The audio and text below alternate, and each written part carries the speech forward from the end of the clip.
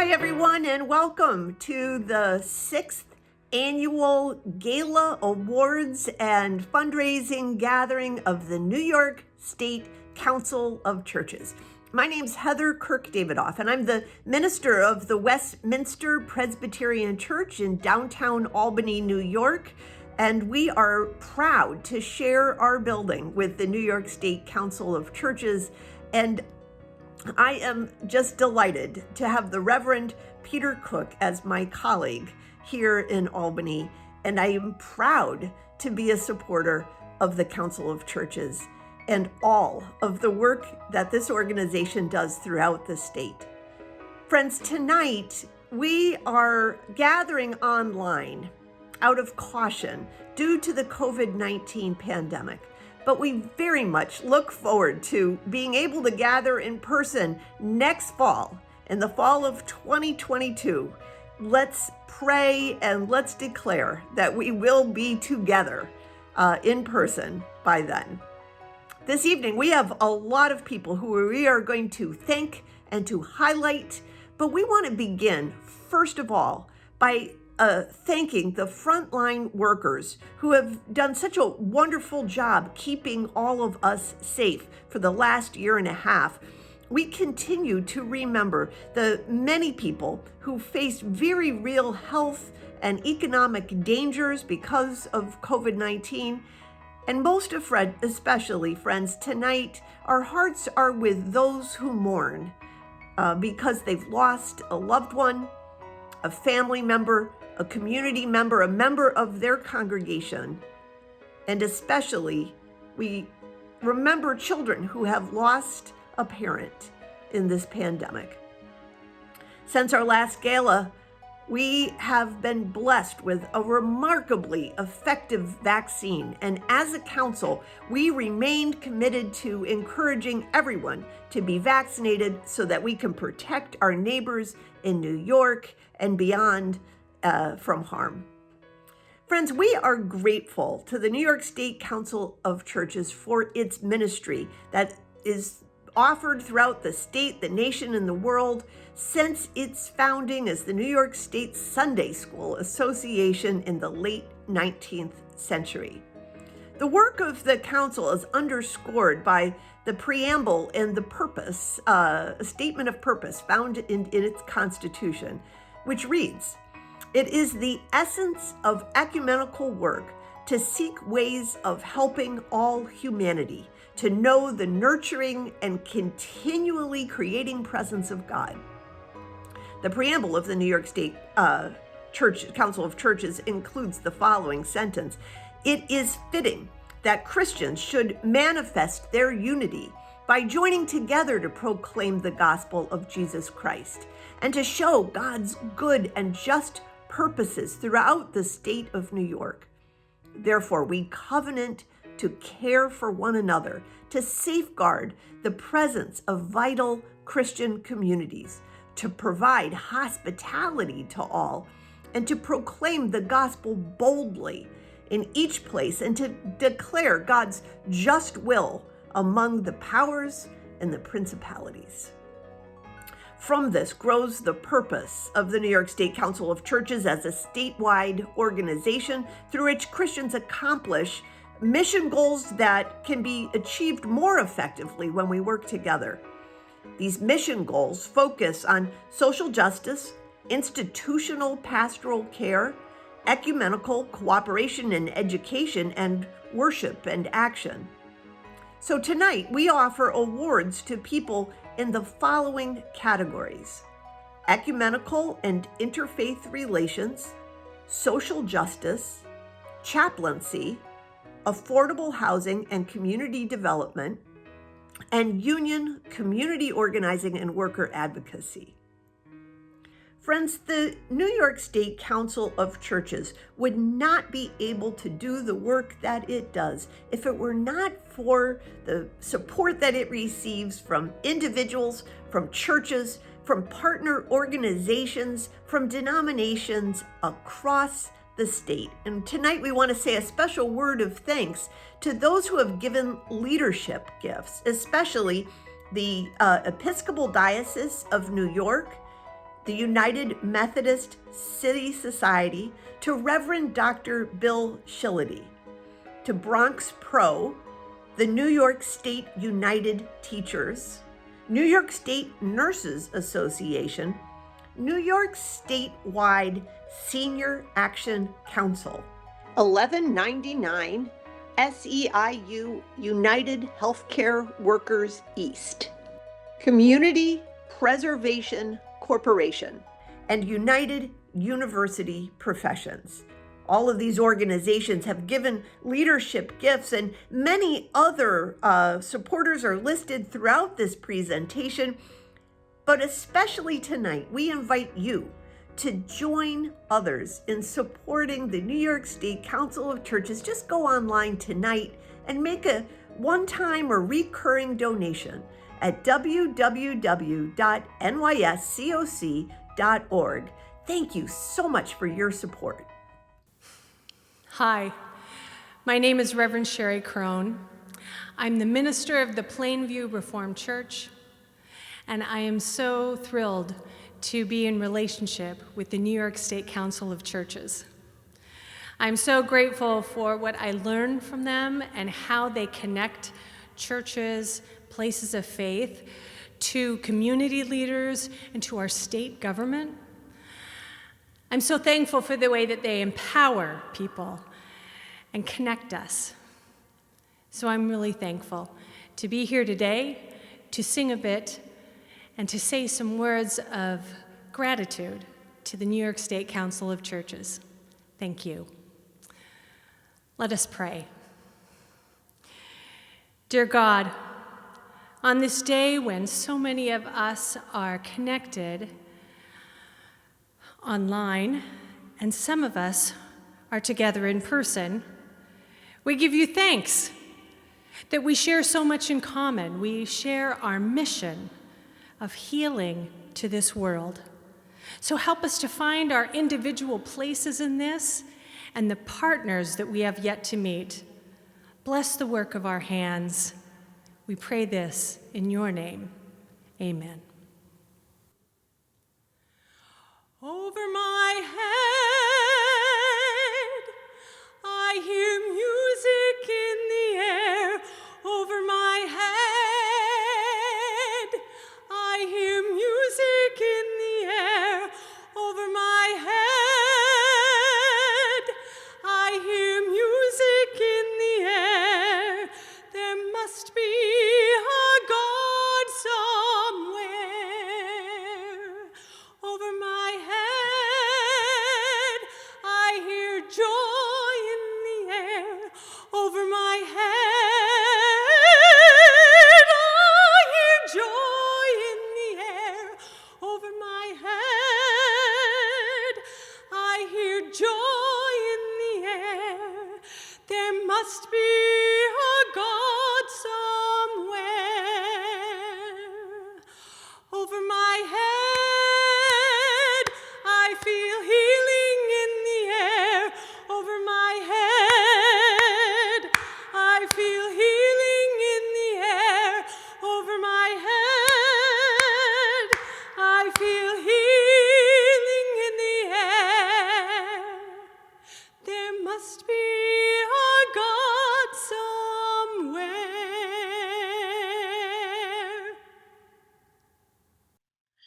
Thank you, Reverend Crone, for your prayer and beautiful music offering. We also want to thank the Reverend Heather Kirk Davidoff for her leadership and being our terrific host. And we especially thank all of you for participating tonight. The New York State Council of Churches represents 7,000 congregations across the state of New York.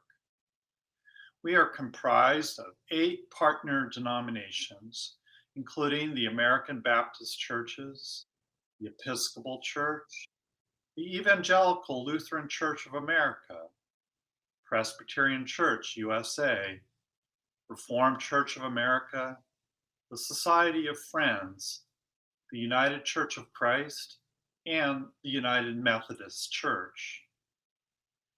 The Council had its beginnings in the late 19th century as the New York Sunday School Association, which sought to advocate for the education and literacy of young people. From our beginnings, we have been concerned about the sin of concentrated wealth at the expense of workers, while strongly supporting the right of workers to organize and form unions.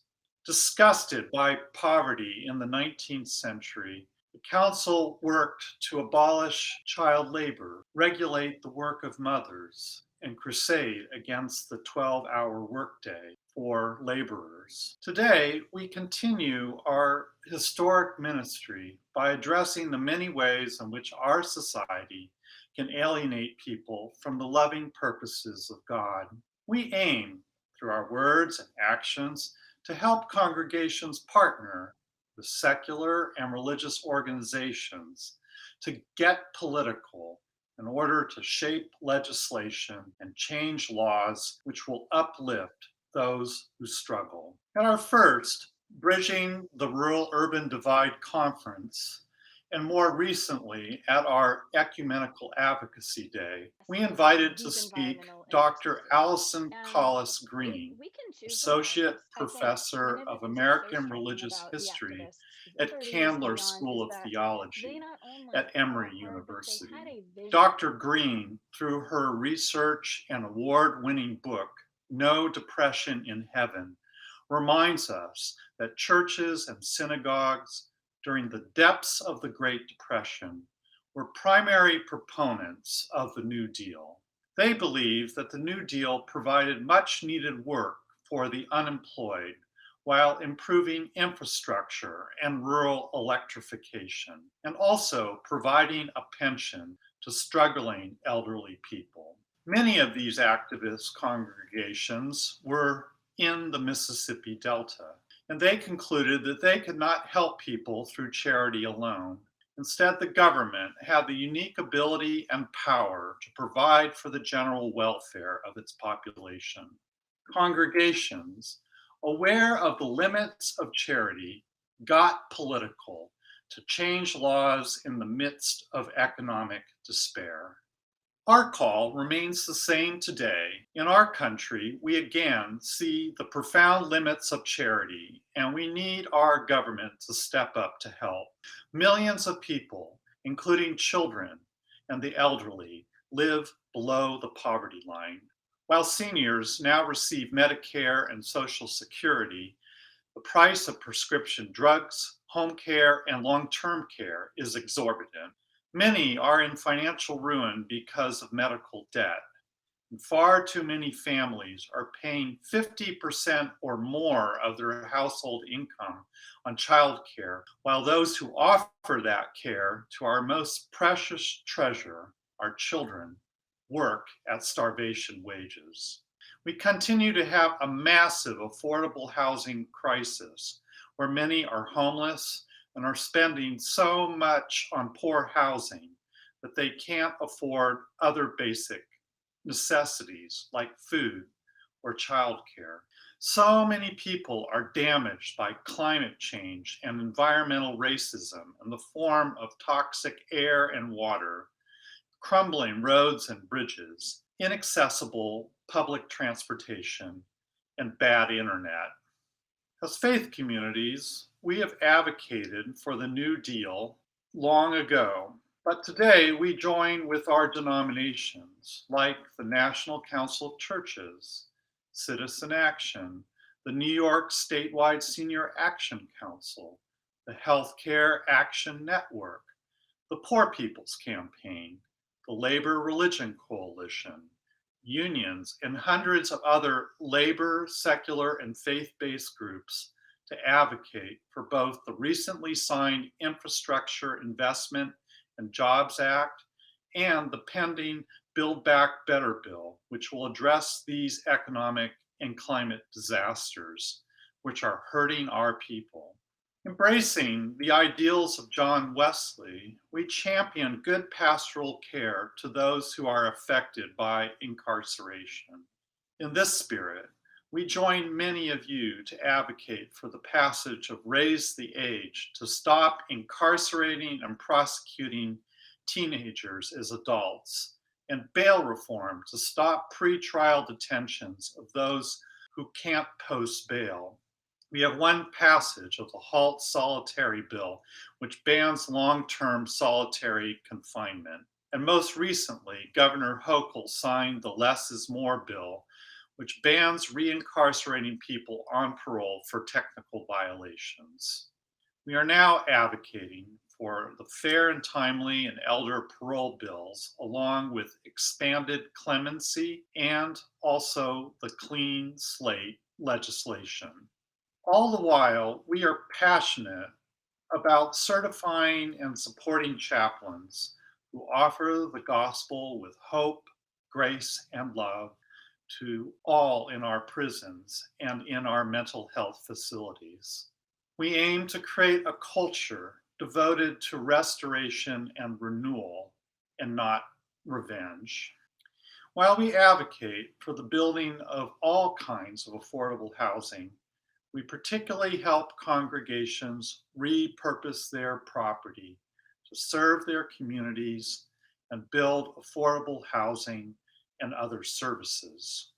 Congregations should always use their buildings to do their best possible ministry.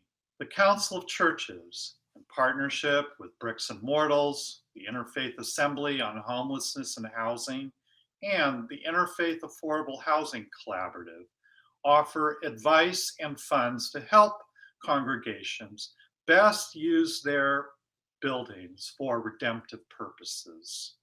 And we especially thank Trinity Church Wall Street for their support of our work.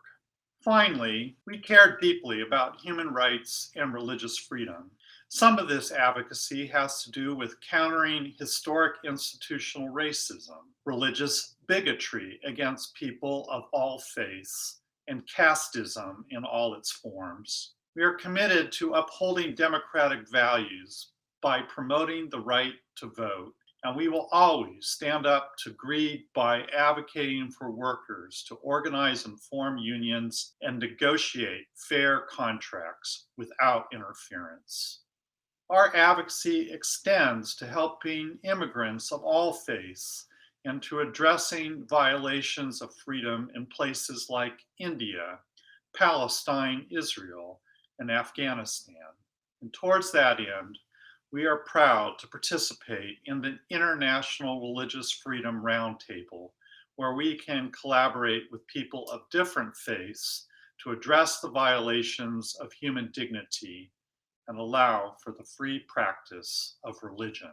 We must work together to meet societal challenges because no denominational or secular entity can afford the luxury of addressing the challenges before us alone.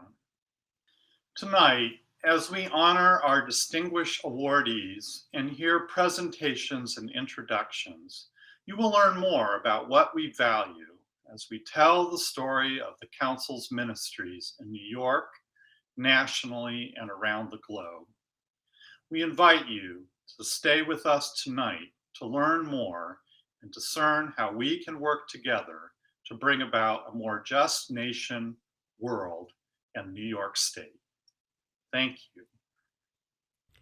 Friends, what a pleasure it is for me to be your host this evening. I'm a huge fan of the New York State Council of Churches. I have known Peter Cook for many years, but I first became connected to the work of the council through the Who is My Neighbor program, which helps churches with buildings like Westminster Presbyterian has think creatively about how to use our buildings, not just for our church's own functions or for the storage of a lot of old Sunday school furniture, but to think about how to deploy church buildings to serve the community, to become true community partners and community neighbors, not just in word, but in action.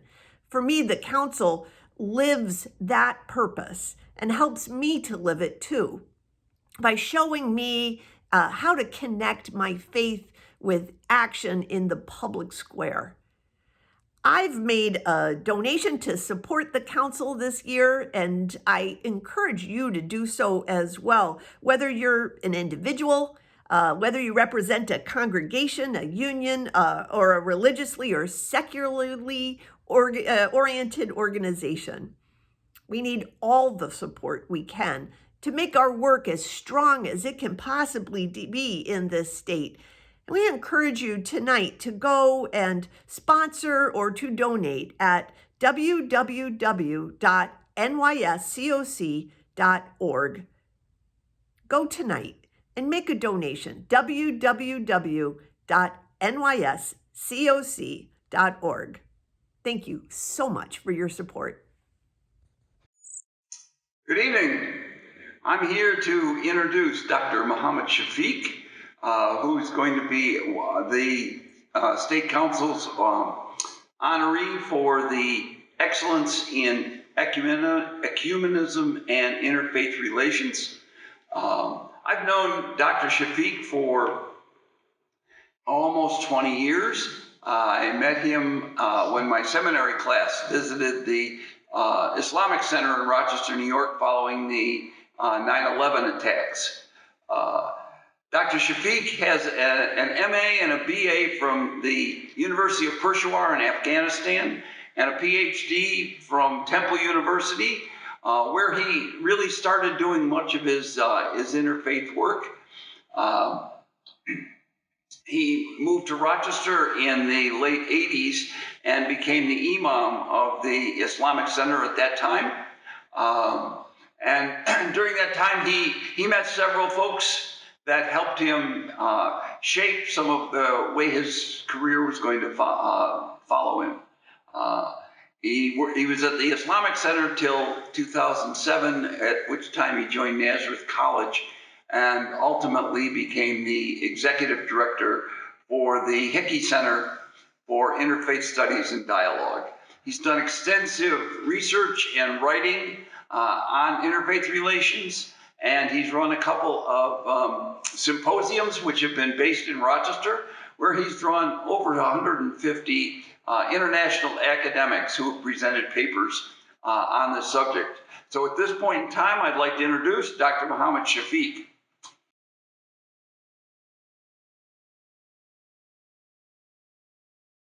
Good evening. My name is Muhammad Shafiq. I am Professor of Religious Studies here at the Department of Religion, Nazareth College, Rochester, New York.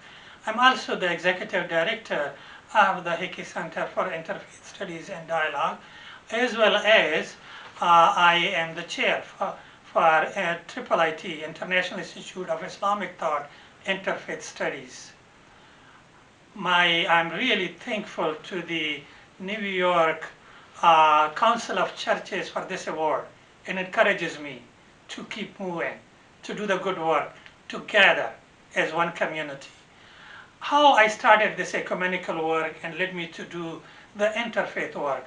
At Temple, I was awarded the fellowship, and they asked me to work in the ecumenical library. I learned about how the Protestant churches differed with one another, and how they refused to visit one another, how they not allowed their college and high school students to have friendship with the kids of another church and things like that.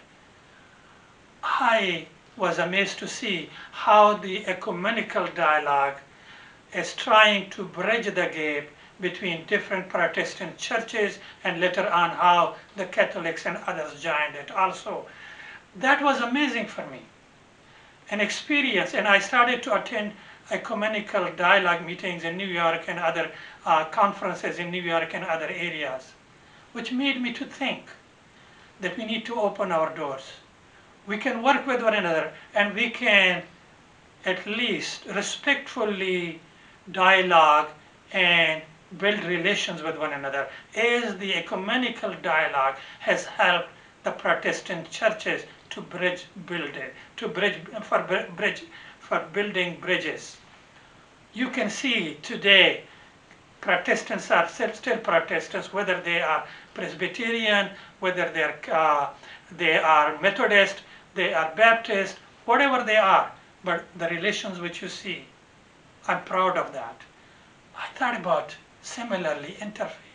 There was no interfaith in those days, but those ideas were floated in my mind, and some of my professors were thinking likewise. They were thinking only about Jewish, Christian, Muslim dialogue when I was graduating in 1982.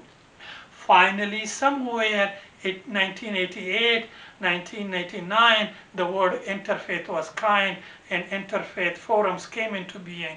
And at that time, I was in Rochester as Imam of Islamic Center of Rochester, New York. I started to participate in the interfaith forums, which were mostly representative from different denominations, from different denominations of Christianity, as well as mostly world religions representatives were there. At that time, having those meetings in 1992, Gordon Webster was there in those meetings. A dedicated reverend, but very open to dialogue. We talked about it, how to reach out to the public. From there in 1994, we made the bylaws and established the Commission on Christian-Muslim Relations. That commission has done wonderful work, and some of that work is on my website and the Islamic Center website also. Then we moved to establish the Jewish-Muslim dialogue. There was Commission on Jewish-Muslim Understanding.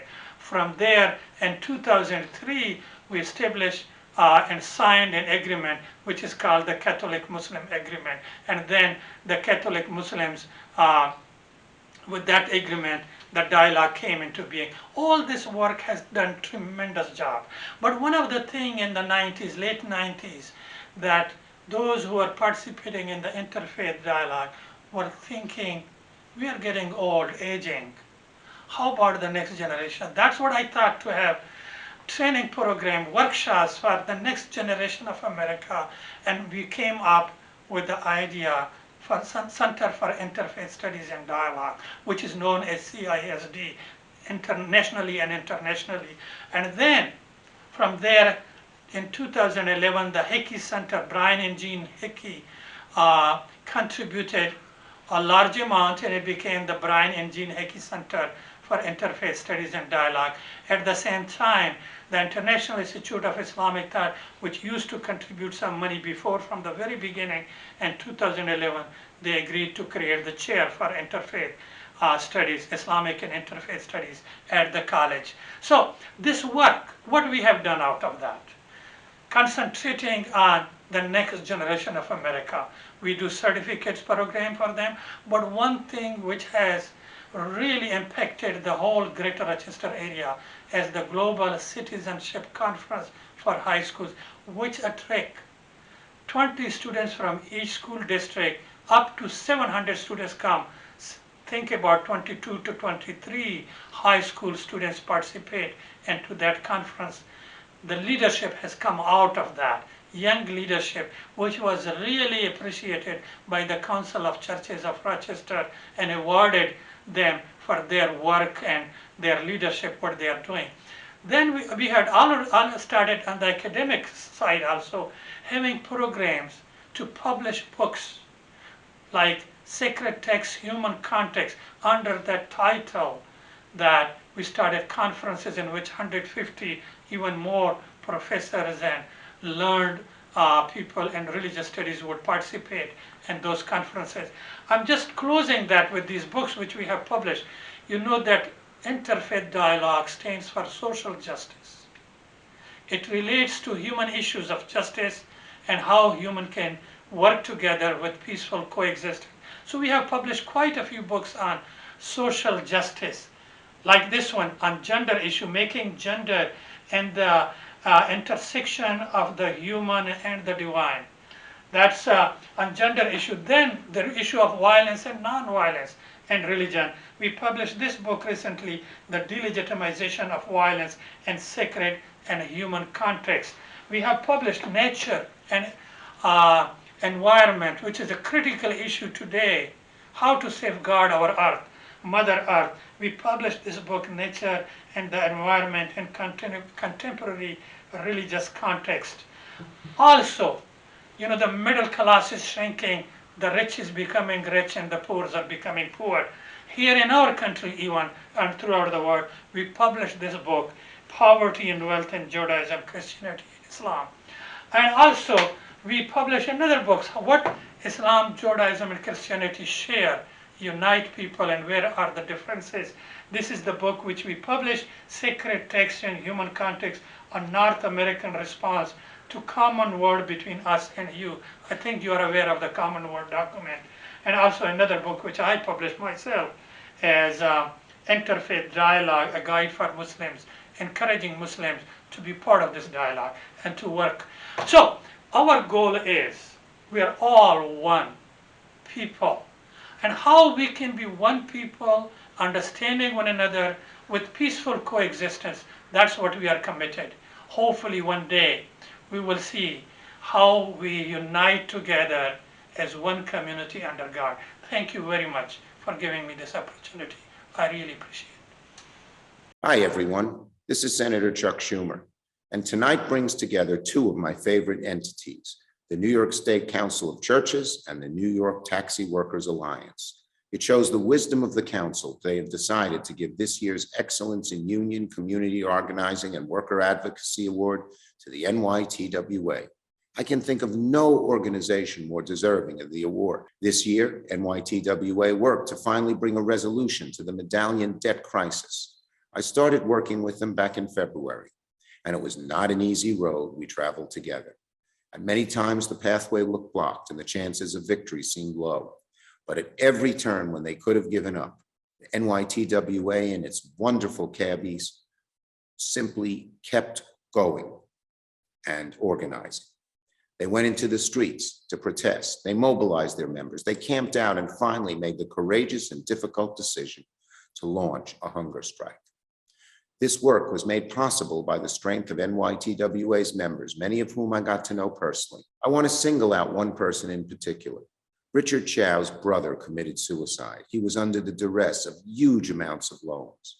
But Richard didn't curse the darkness. He lit a candle. And he has become the moral leader of this movement, who risked his health to go on a hunger strike for over 2 weeks. He's an amazing man, and I was proud to take a ride in his cab this past summer. And I will never forget speaking with him in the midst of the hunger strike when success was far from assured. His quiet, unshakable perseverance inspired me in those final days in my work, brokering the deal that finally delivered debt relief. And his example is simply one among many. There are dozens of drivers who put themselves on the line by hunger striking for their brothers and sisters, and hundreds more who rallied and fought for this win. But as amazing as NYTWA's members are, we all know that none of this would have happened without the leadership of Beravi Desai. She's been organizing among cabbies since her 20s. She's unrelenting in fighting for their dignity. She is trusted and beloved by the members of NYTWA. She organized with passion, but also with brilliant strategy. Securing this debt relief is possibly her greatest triumph. I'm proud to have played a role I did in this remarkable story, and I'm even more proud to have gotten a chance to do it alongside the extraordinary NYTWA.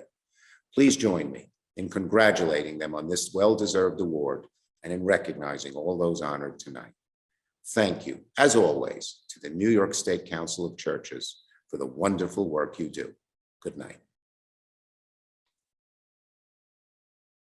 Thank you so much, Senator Schumer.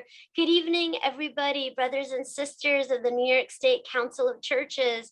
I'm Bickerton Desai. I'm the Executive Director of the New York Taxi Workers Alliance. Hello, good evening, everyone. Thank you, our great Senator, Mr. Schumer. My name is Richard Chow. I'm a yellow cab driver driving for 16 years. I'm a proud member of the New York Taxi Worker Alliance. Hi, my name is Javed Tariq. I'm co-founder and senior staff person at New York Taxi Workers Alliance. Hi, my name is Victor Salazar. I'm a New York City yellow cab driver for about a little over 20 years. I'm also part of the organizing committee at the New York Taxi Workers Alliance. So thank you so much, everybody, for this wonderful honor. Reverend Cook and to all the board members, we thank you for all of your years of solidarity. And we especially thank you for this wonderful honor tonight. I'm going to turn it over to my brother Richard to say a few words from our union. Hello, on behalf of all members and staff of the union, we want to state that thank you to New York State Council of Church of the great honor. This is a special year. We had a great victory for the debt forgiveness for 6,000 families. The victory was personal because of the union had the support of so many New Yorkers. We feel blessed that thousands of the good people stand with us for the justice. For me, this victory is a fight for every personal, every day. During the last 3 years, I have lived with our memories of my dear brother Kenny. With this victory, we had made sure that no other driver or brother or sister suffer with the pain of the death. Again, we have the honor to brother we have lost, including my Kenny, and we have a back of our life and the future. Thank you. Thank you, Richard. So this really was such a special campaign for us. It was over 3.5 years that we were out on the streets fighting for this debt forgiveness. This was a crisis through which, as you know, as Richard said, we lost many of our brothers who took their life due to the despair from the debt and the poverty. And you know, it took many years for us to win this fight. But really, it was not possible without the support of so many New Yorkers and the broad coalition that we built. We not only were out on the streets at City Hall for more than 45 days straight, including a 15-day hunger strike, including our brother Richard, who was on hunger strike the entire time, but also we shut down bridges and we blocked the openings of banks and credit unions. And, you know, we went everywhere, you know, like cab drivers do every day. We drove across every single boundary. We went from, you know, from here to Virginia, to Washington, D.C., to Connecticut, where the largest lender is located, to, you know, from New Jersey to Long Island. There were several days where we had 9 straight hours of protests from location to location. And, you know, in the end, the organizing won out, and something that we're so deeply proud of. But we also understand that the fight over debt is a much larger societal issue. And in all the different factors of poverty, we know that debt is one that truly feels crushing for the soul. You know, that it's not just about not being able to see the light at the end of the tunnel. You truly feel like you are in an underground mine. And that's why it's such a demoralizing reality. We now have to take this victory, and we must use it to fight for debt forgiveness for our other brothers and sisters across this country, whether it's student debt or it's medical debt. Medical debt remains one of the biggest causes of bankruptcy across our country. You know, and if there's anything that our victory has shown, it's that this is a societal issue where we can find a solution. We can get the powers of the state and finance private capital to come to the table and reach a real solution that is humane and that is fair and that is just and that is long-term and is universal. And so we hope that the momentum of our victory can begin to build the victory for many others across this country on this issue in particular. And for us, for our own fight, for the victory of, you know, the justice, the rights, the respect, and the dignity of cab drivers, We have a lot more to do. This is just the beginning. The Taxi Workers Alliance is over 25,000 members strong. Our members are not only yellow cab owner drivers, but they are also yellow cab lease drivers who lease from garages. They're also Uber, Lyft, Via drivers, livery drivers, corporate black car drivers. We are one union with one voice, with one fight and one mission, and that's the justice, rights, and respect and dignity of drivers. We hope that we can march in this long struggle for justice with all of you at the New York State Council of Churches for many years to come. And we hope that you know that you can count on us in your long journey as well, as we all fight for that promised land of justice and equity. Thank you for everything that you do. Thank you for your solidarity. Thank you for your moral support. Thank you for your moral leadership across our state and across our city. And we wish you a wonderful, wonderful celebration tonight. Drivers power. Union power. Thank you. Thank you. Make us one, Lord, make us one. Holy Spirit, make us one. Let your love flow so the world will know we are one in you. Make us one, Lord, make us one. Holy Spirit, make us one. Let your love flow so the world will know we are one in you. Good evening. My name is Nancy Fernandez. I am the current Director of Ministerial Family and Volunteer Services for the New York State Department of Corrections and Community Supervision. I am here tonight to honor and introduce Reverend Bruce Hersey, who is the 2021 Chaplain of the Year. Reverend Hersey is one of the most spiritual individuals that I have encountered. He sends spiritual emails to me and other chaplains from time to time and remind us how blessed we are. Reverend Hersey graduated from Gordon College, and he went on to obtain his master's in divinity from the Eastern Baptist Theological Seminary. Reverend Hersey, while in college, he was one of the founding directors of a Christian halfway house, Prodigal House. During his seminary, Bruce was trained as a racetrack chaplain in a Pennsylvania State Mental Health Hospital. He's decided to broaden his experience, led him to apply to the International Baptist Theological Seminary in Ronschlikon, Switzerland. While there, Reverend Hersey was given the opportunity to pastor to Americans incarcerated in a Swiss prison. When Bruce Hersey came back to the United States, he pastored in several churches. He also volunteered in hospital and other institutions.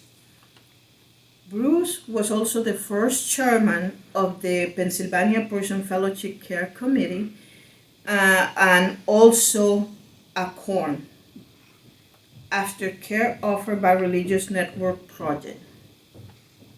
He is also the founding executive director of the Open Door Mission in Glens Falls. He also developed and coordinated the Adirondack Emergency Community Chaplains. This interfaith outreach has now become part of the New York State Task Force. Reverend Hersey has received many awards over the years. He is a humble servant, and he has been working at Hale Creek for many years. He's one of our chaplains, and he also volunteers for the Warren County Sheriff's Department. Reverend Herseth is also the chaplain director of NENI, a chapter for the New York State Chaplains Task Force. Reverend Herseth, congratulations and keep up the good work. Thank you, Director Fernandez, for your very kind word and support. My heart has, since a child, always been to help find ways to give hope to those who are hurting and afraid. This has been my lifelong journey. When you think about it, there have been many people who have sacrificially helped and encouraged us along life's journey. Parents, spouse, children, professor, friends, co-workers, bosses, people of faith who prayed and encouraged us on our walk. I found if one maintains a pleasing right heart and attitude with God, you will see the miraculous happen. While at Gordon College, 1970-71, I was one of the founding directors of Prodigal House, working with heroin addicts. And heroin addicts at that time were treated like the worst sex offenders are today. And we saw the heroin addicts kick cold without any side effects, cold turkey. That was a miracle. One time I was driving 5 men from Haverhill, Massachusetts, from Prodigal House to Millis, Massachusetts, to pick up along a church as a blessing to the community.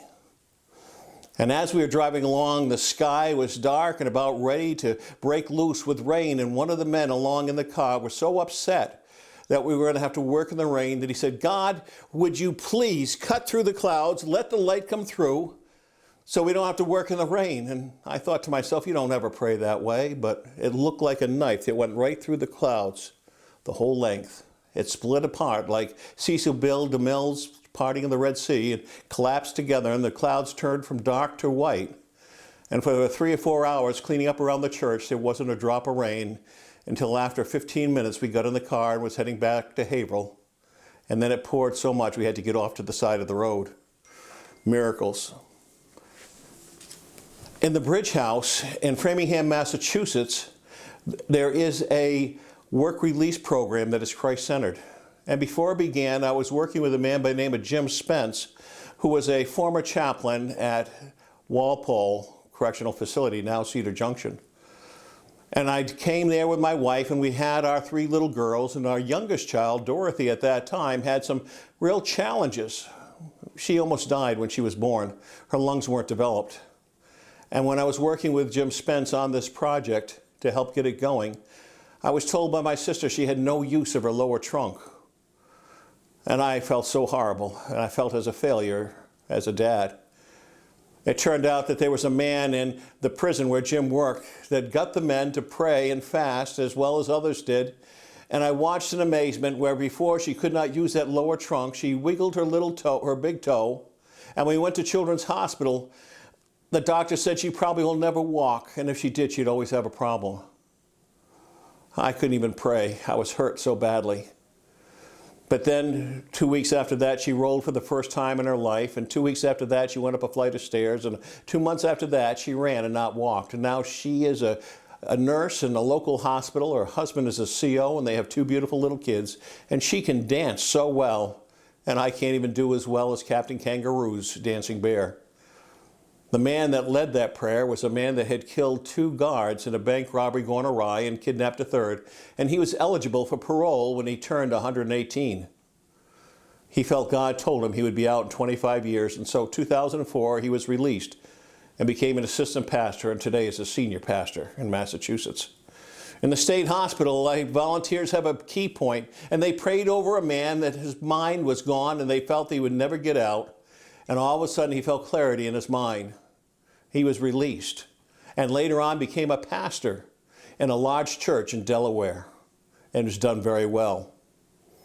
At the Open Door Mission in Glens Falls, my wife and I were founders of that as directors in the very beginning, back in '91, and we came back in '04, and during that time, there were people we worked with, and they would confess to crimes because they wanted to be reconciled to God and society. And at that time, Kate Hogan, the DA of Warren County, God used through her a way to help people get the help that they needed. She's now a judge in the Albany area. The Bible calls us to love God and others, and Proverbs 3:5-6 says, "Trust in the Lord with all your heart, and lean not on your own understanding. In all your ways acknowledge him, and he will make straight your paths." 1 John 4:12, "No one has ever seen God, but if we love one another, God lives in us, and his love is made complete in us." My challenge to see the miraculous happen in your and other people's lives, ask God to help you to not ever put the love of man or anything else before the love of God. Ask God to help you to always maintain a pleasing God right heart and a God right attitude. Ask God to help you to be open for him to lead you in his way. And it may be new way of doing things so greater things can be done for hope and healing in our state and in our country. Ask God to help you to never hold on to ministry, job, relationships too tightly, because all belongs to God. Life and things can all change in an instant. Finally, in all things know, God is good. God gives, God takes away, God is still good. Always give praise and thanksgiving to God.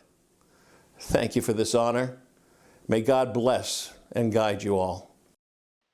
I'm Thomas J. Bickerton, the resident bishop of the New York Annual Conference of the United Methodist Church.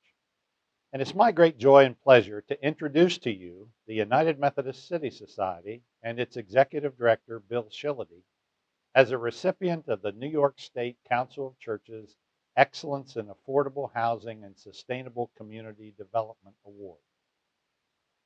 Founded in 1838 as a ministry of the New York Annual Conference, the United Methodist City Society has worked for over 180 years in a ministry designed to transform the lives of people in New York City by embodying the gospel of Jesus Christ, caring for the poor, healing the sick, welcoming children, and providing safe spaces for people to live and work have been the core of their work for those 180 years.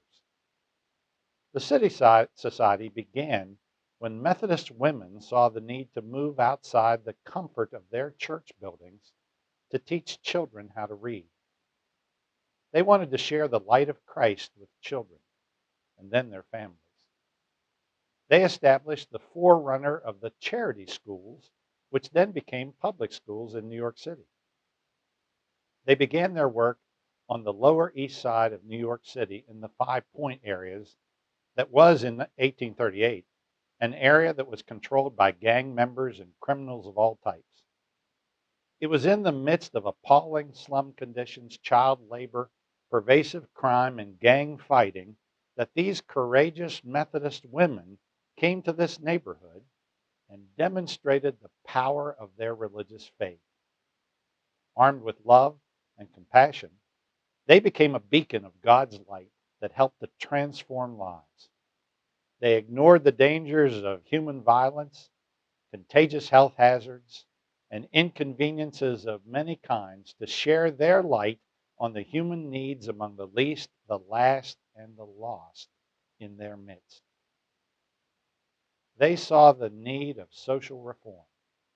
With taverns and bars, gang activity, poor sanitation, lack of medical care, they tackled it head on. On every street, they built relationships with families to evangelize and educate children too poor to have access to any other educational facility. Their mission work involved transforming the destructive city environments into healthier, positive environments of change. The light of Christ in their hearts burned with passion at the caring for others they were able to afford. Now, dial forward 180 years. Today, our United Methodist City Society carries on that bold and courageous spirit as it facilitates United Methodist churches to act as agents of change for United Methodist churches to the community at large. They know that we are at our best when we identify both existing and potential areas of need. They understand that diversity leads to excellence. They realize that pulling together the talents of laity, clergy, local interfaith, ecumenical, and civic leaders in collaborative efforts to implement practical and effective solutions brings about the greatest possibility for change.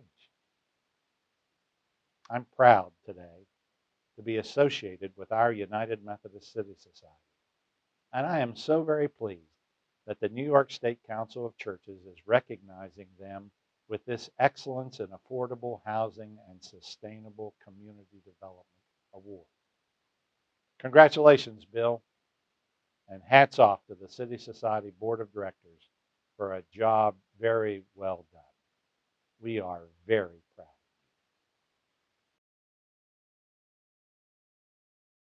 Hello, everyone. On behalf of the Board of Directors of the United Methodist City Society, I am honored to accept the New York State Council of Churches Award for Excellence in Affordable Housing and Sustainable Community Development. The Trinity Reverend William James Senior Building is a wonderful example of how the faith-based community nonprofit, the City Society, and a socially conscious affordable housing developer, the Bronx Pro Group, came together and had a vision and dreamt of what could happen on the site of a church property that had been closed after many years of deterioration. This new ministry, located at 1080 Washington Avenue in the Morrisania section of the Bronx, will provide much-needed housing for seniors who are being forced out of their apartments because of rising rents they can't afford. The Trinity James building includes 57 studio units for formerly homeless, justice-involved seniors, and 96 other apartments. They have applied to be a part of this building through the New York City Housing Connect, a lottery system, and there will be, of course, one unit for the superintendent. These units are reserved for households earning no more than 50% of the area median income. The Fortune Society will provide the on-site services and will have a new satellite office on the property. You know the Fortune Society. It's nationally recognized for advocating on criminal justice issues and for developing model programs that help people with criminal justice histories to be assets to their communities. This building is designed by Curtis and Ginsberg Architects, and it includes community space, an exercise room, an indoor greenhouse, sunroom, a garden, and an outdoor gym. And the property will eventually meet the Energy Green Communities criteria. I want to thank our partners in this joint venture, most especially the Bronx Pro Group and their great staff and construction team. Peter and Samantha Magistro and Justin Stein have been wonderful partners. And the Fortune Society is now a partner providing these on-site services. The other partners who also had a vision of the need for equity and justice and affordable housing in this community include the Enterprise Partners, New York State Homes and Community Renewal, the New York City Department of Housing Preservation and Development, the local government officials here in the Bronx, and Chase that has provided the low-income tax credit funding. This new senior community building is an example of the United Methodist commitment and recognition of the critical importance of mission-driven development that repurposes church property to meet the needs of the community. So on this very corner of 165th and Washington Avenue, in 1866, the first church, the Centenary Methodist Episcopal Church, was built to honor the 100th anniversary of Methodism in America. Over the next 150 years, the congregation experienced waves of growth, especially during the ministry of Reverend William James, and then, of course, decline until in 2016, the congregation voted to close. All of the residents of this building will be reminded of the history through the stained glass windows that will be in the church lobby, pews that will provide seating, and other elements and pictures from the original church. After many years of deferred maintenance and exhausted trustees, we continue the mission of ministry to this neighborhood in a brand new building. Now, we, along with our partners, have fulfilled the vision of the stewardship of property and the concentration on mission that is no longer focused on a church building, what I like to call the edifice complex, but a creative way of dreaming and repurposing church property for affordable housing. Once again, I thank the Executive Director, Reverend Peter Cook, and the Board of Directors of the New York State Council of Churches for this significant award. I will say, in the Wesleyan theology, our hearts are strangely warmed by your recognition. Thank you, everyone.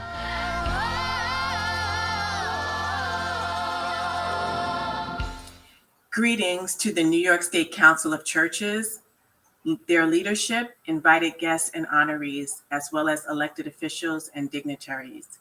Tonight, I have the pleasure of introducing Bishop Dr. R.C. Hugh Nelson, who is truly a man of God, committed to a ministry of restoration that reaches beyond the sanctuary. Born on the beautiful island of Jamaica, Bishop Nelson has served communities around the world before relocating from Canada to Brooklyn in 2003, where he presently serves as senior pastor of the Church of God of East Flatbush, pastoring over 1,500 congregants. I had the pleasure of meeting Bishop Nelson in 2014 with my father, as the church would remain steadfast in their commitment to providing expanded community services and a housing ministry. And on October 22nd, 2021, we were able to celebrate Bishop Nelson's unwavering faith and leadership by cutting the ribbon of 315 units of affordable housing, community facility space, as well as commercial retail for the first phase of Ebenezer Plaza. It is through his efforts that the vision has become a reality. We look forward to the next phase of the development, which will bring forth the Ebenezer Urban Ministry Center, as well as an additional 208 units of affordable housing.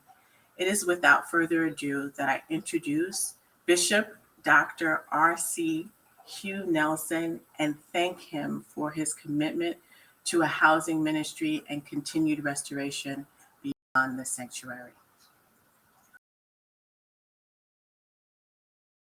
Hello, my friends. First, I want to say thank you to my dear friend Erika Keller for her kind introduction, and to Mr. Peter Cook and the New York State Council of Churches for conveying this honor. In accepting this Excellence in Affordable Housing and Sustainable Development Award, I humbly accept, on behalf of my family and the members of the Church of God of East Flatbush, who covered me with prayer and support over the years.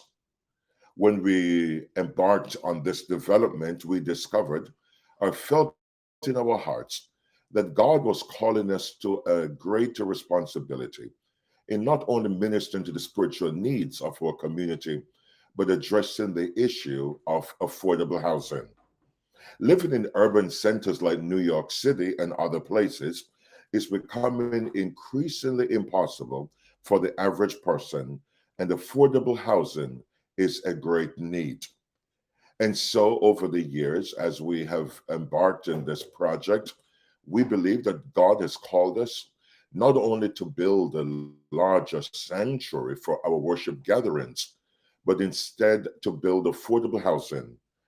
And so when I was asked to name the project, it wasn't a difficult task, because my mind immediately went to 1 Samuel chapter 7 and 12, when Samuel erected a stone and reminded the people, "Hitherto hath the Lord helped us."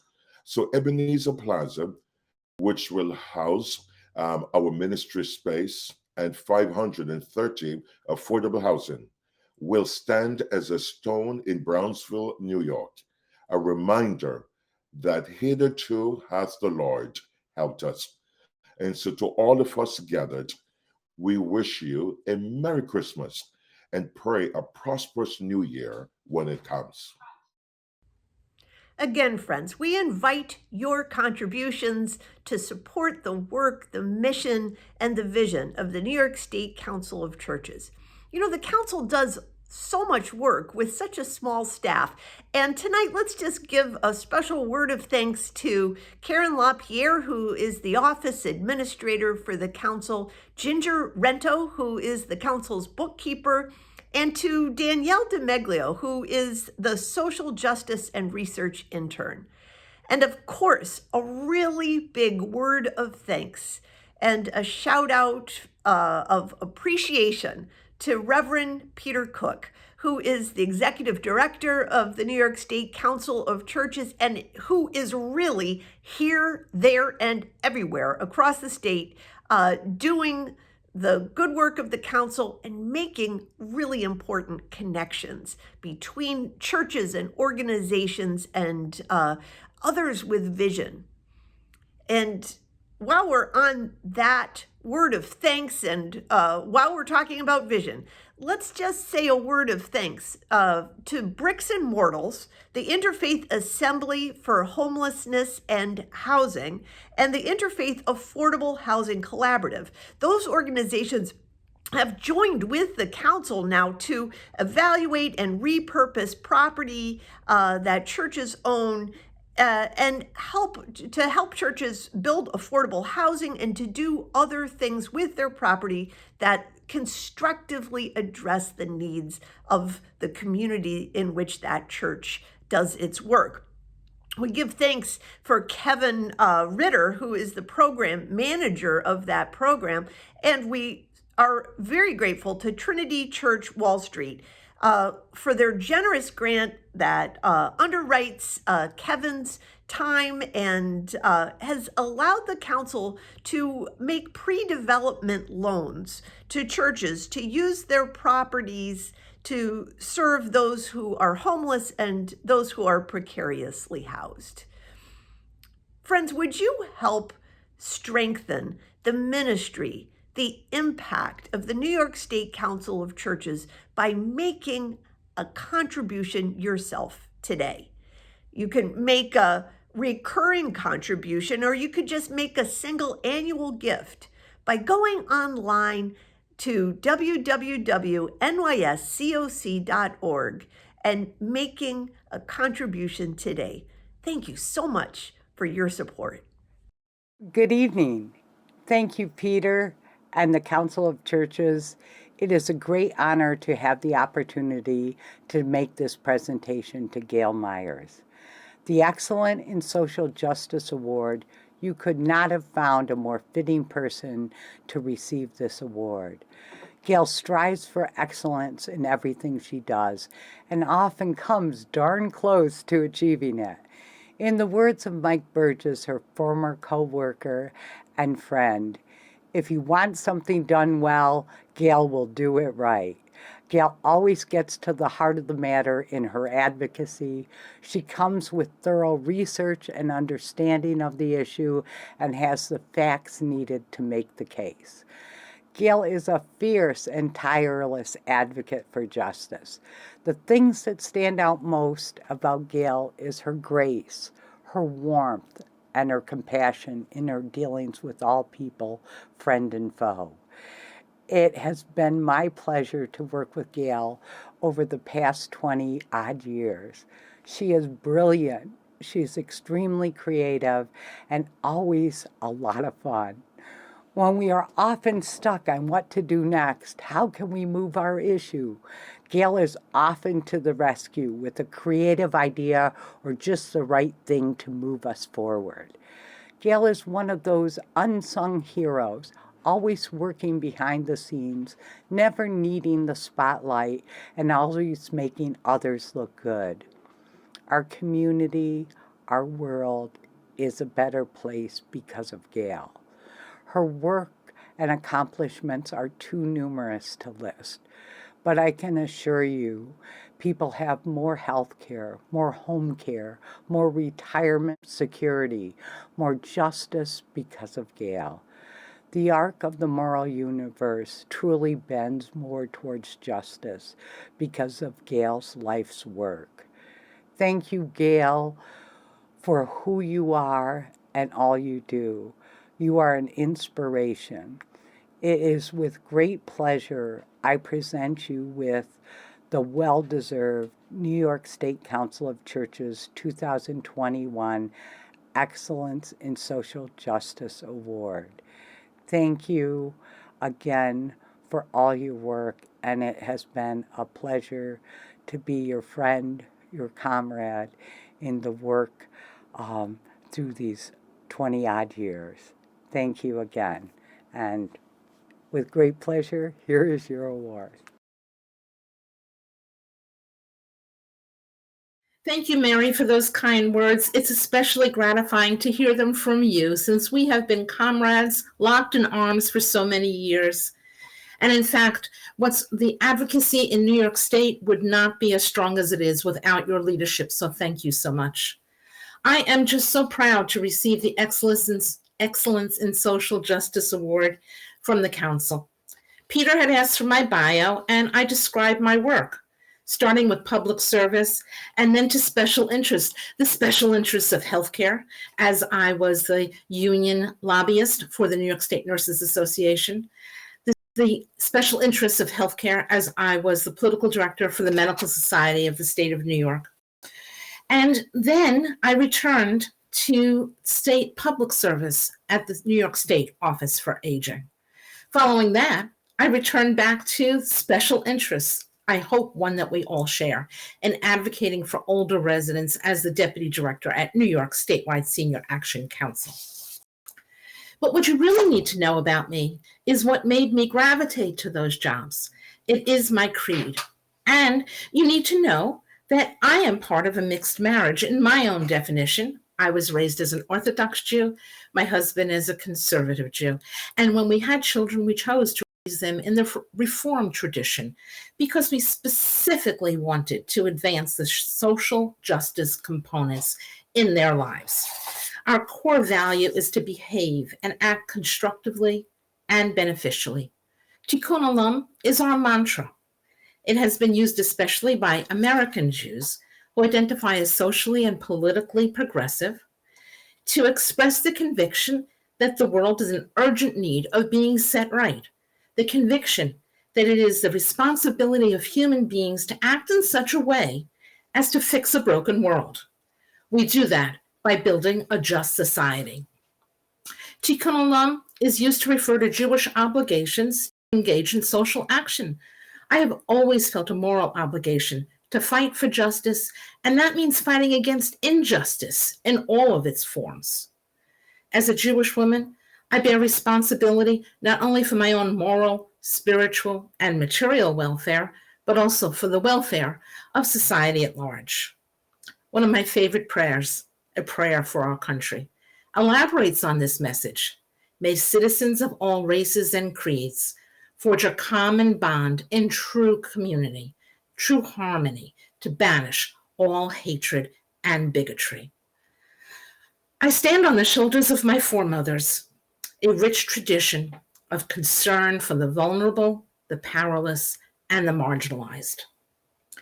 These days, with the divisiveness, hatred, and bigotry on full display in both our social media and our social connections, it is so important that we all resolve to take personal responsibility for creating a more just world, for alleviating human suffering, and for fixing a world in need of so much healing.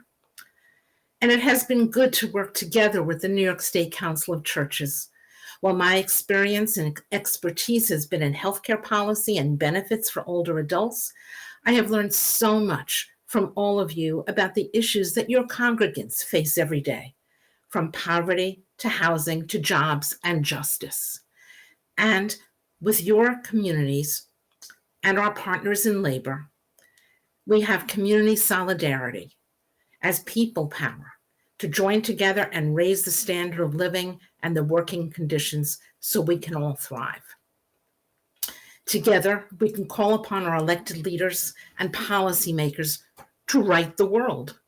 The role of the federal government, as we tackle now the second year of the plague, is more important than ever, and we must provide the leadership and the agenda that we have to indeed build back better.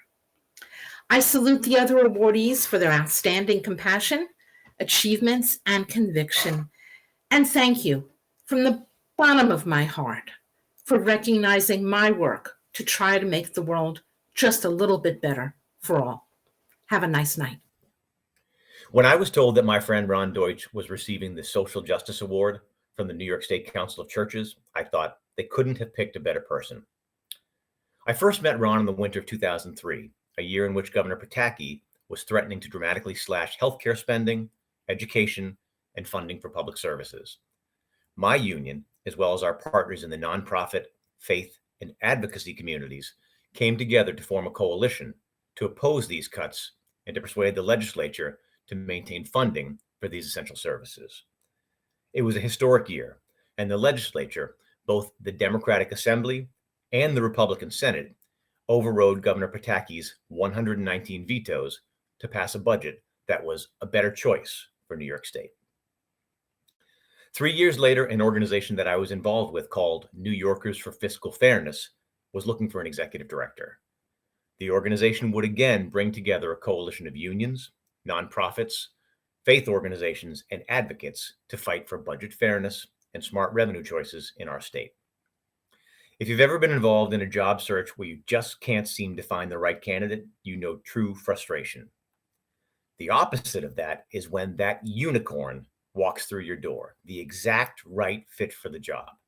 5 minutes in, you know you can't let that person walk out the door. That was Ron Deutsch. He became not just my colleague, but one of my best friends and someone I admire a great deal. Ron is kind, he's thoughtful, he lives the values that he espouses. He talks the talk and he walks the walk. During the week, he fights for a fair budget that protects services that vulnerable New Yorkers depend on.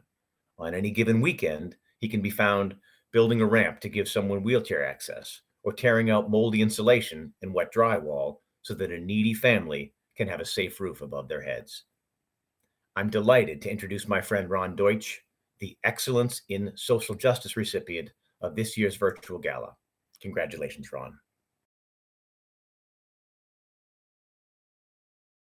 Hi, everyone.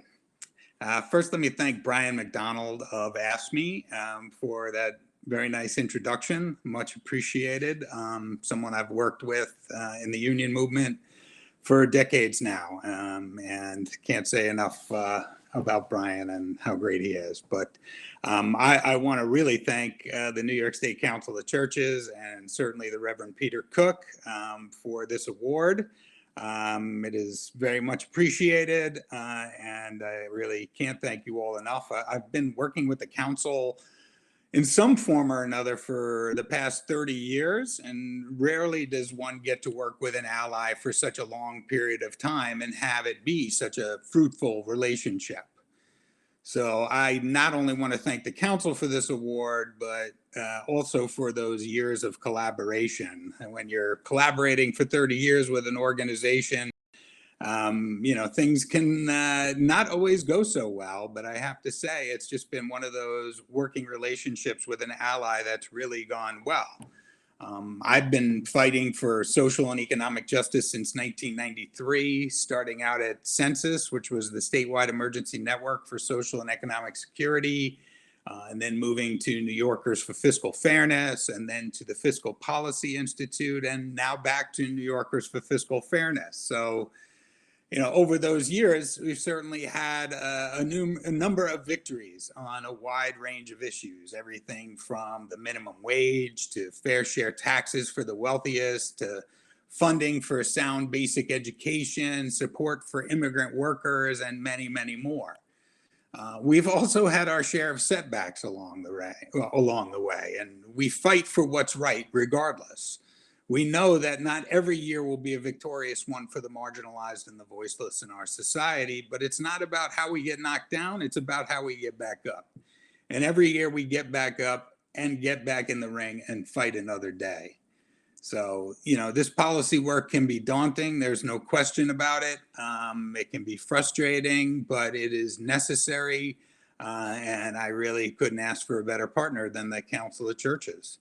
So sometimes, we need to feed our souls in other ways as well. One of the things I've been doing for the last 16 years or so is I helped found a group called the Giving Circle in 2006, and that started right after Hurricane Katrina destroyed the Gulf Coast. So over the course of about 5 years, we went and rebuilt about 25 homes for families in need, families with no place else to turn, really. They didn't have insurance money. So I learned that this work was more about providing families with hope than just the bricks and mortar of a home. They couldn't see a light at the end of the tunnel, and we were able to provide that light to them. So we also branched out into working in Uganda.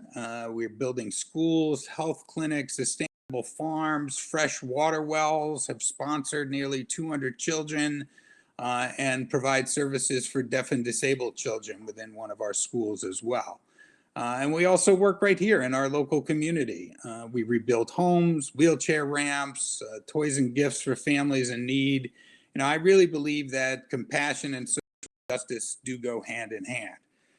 That this work really knows no boundaries, right? We're a global village now, and we must help those within our borders and those outside of our borders as well.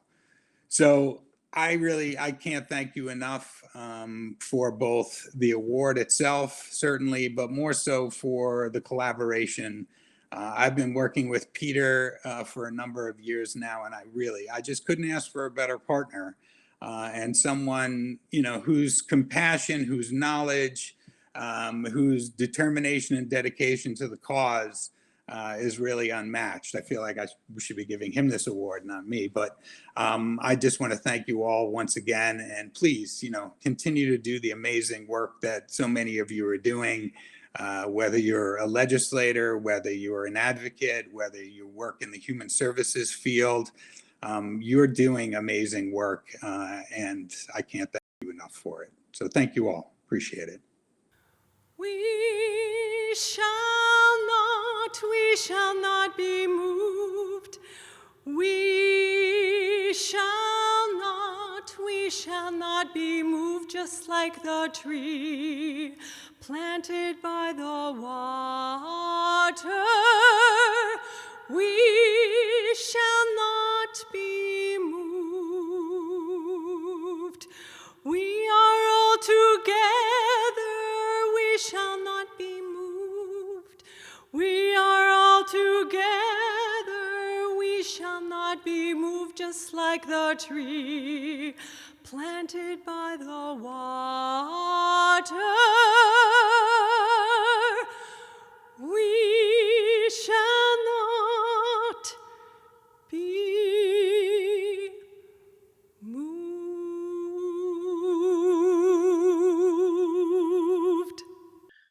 When I assumed the role of executive director 6 years ago, it was such a blessing to have the Reverend Dustin Wright, pastor at Messiah Lutheran Church in Rotterdam, to agree to be our president. Over the years, he has worked tirelessly with me and the executive committee to expand the work and profile of the council while putting us on a stronger financial footing. I am very grateful to him for his leadership, and I give thanks as he now steps away to enter a new chapter in his ministry. Hey friends, Dustin Wright here, senior pastor at Messiah Lutheran Church in Schenectady, New York, and your outgoing president of the New York State Council of Churches. I'm so glad that you are joining us tonight for this really just wonderful celebration and award evening.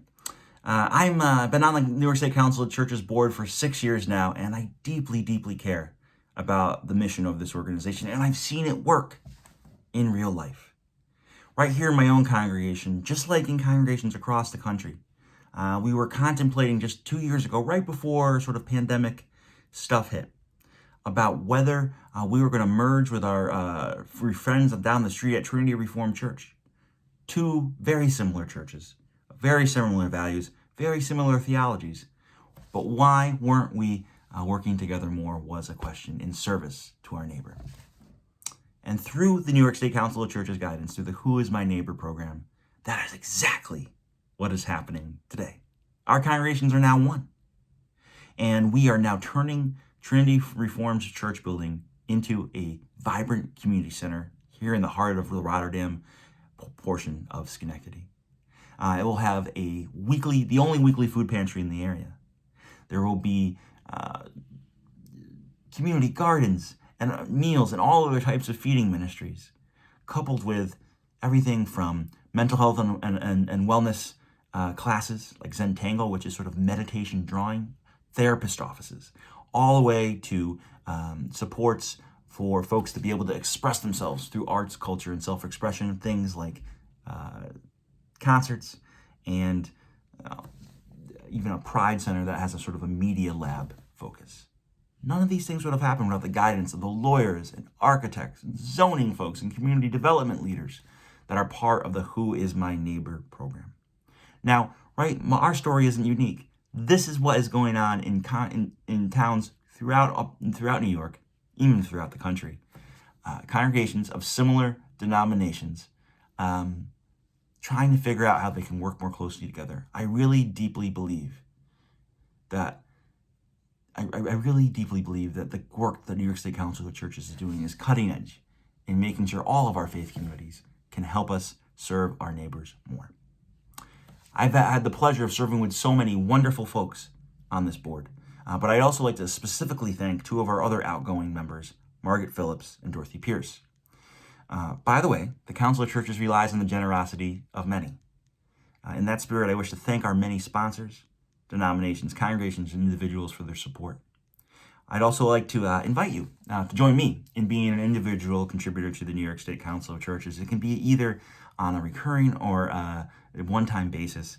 You can simply give by going to www.nyscoc.org/support. Also, you can also be a covenanting congregation. And to do that, once again, just like Messiah Lutheran Churches, you can go to www.nyscoc.org/support. Join us in our ministry together going forward to help each lift up our voice in the public square on behalf of poor people, people who are disenfranchised, and to help congregations do their best ministry to serve their communities, to do justice, and to flourish. Thanks so much. Congratulations to our awardees, and God bless. Blessings on you. Stay safe and stay strong in your efforts to love our neighbors and to serve them well. Go in peace.